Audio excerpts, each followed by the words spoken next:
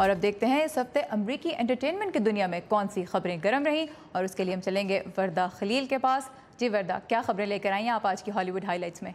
जी सारा, इस हफ्ते हॉलीवुड हाइलाइट्स में नुमाया है बॉलीवुड का एंगल। अदाकारा प्रियंका चोपड़ा और अमेरिकन सिंगर निक जोनस का रिश्ता दोस्ती से कुछ आगे बढ़ता नजर आ रहा है।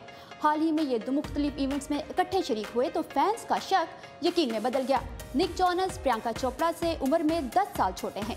दोनों कई सालों से दोस्त हैं, मगर निक अभी प्रियंका चोपड़ा की दोस्तों के दिल नहीं जीत सके। Entertainment website the Hollywood life के मुताबिक प्रियंका की दोस्तों को डर है कि कहीं निक उनका दिल ना तोड़ दें।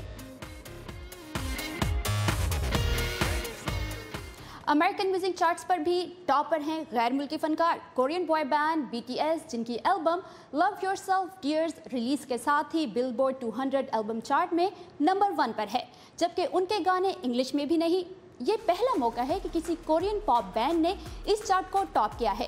BTS की एल्बम की अब तक लाखों कॉपियां फरोख्त हो चुकी हैं और उसे ऑनलाइन तकरीबन 4 करोड़ बार स्ट्रीम किया जा चुका है। कोरियन जुबान में गाए जाने वाले गानों को तो बहुत से शायकीन पूरी तरह समझ भी नहीं पाते हों, लेकिन BTS के मुनफरिद अंदाज और परफॉर्मेंसेस ने लोगों के दिल जीत लिए हैं।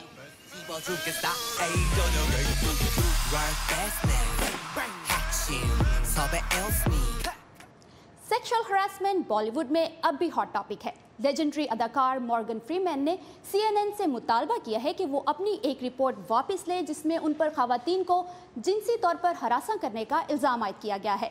80 साला अदाकार के वकील ने 10 सफ़ों पर मुश्तमिल खत में CNN से मुतालबा किया है कि वो इस रिपोर्ट पर माफ़ी भी मांगे। रिपोर्ट में कहा गया था कि कई खवातीन ने मॉर्गन फ्रीमैन की जानिब से जिनसी तौर पर हरासा किए जाने का दावा किया है। फ्रीमैन ने खवातीन को मुमकिना तौर पर तकलीफ पहुंचाने की माफ़ी तो मांगी है, लेकिन CNN की इस रिपोर्ट को झूठा करार दिया है। CNN का कहना है कि वो अपनी खबर पर कायम है।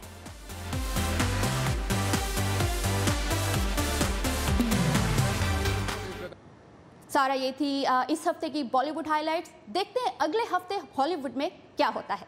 Alright, thank you very much फरदा फॉर हॉलीवुड हाइलाइट्स। और अमेरिका में 93 साल से स्कूल के बच्चों के दरमियान नेशनल सतह पर स्पेलिंग बी या हरूफ तहज्जे का मुकाबला हो रहा है, और गुज़िश्ता 10 सालों की तरह इस बार भी ये जीता एक भारतीय अमरीकी बच्चे ने।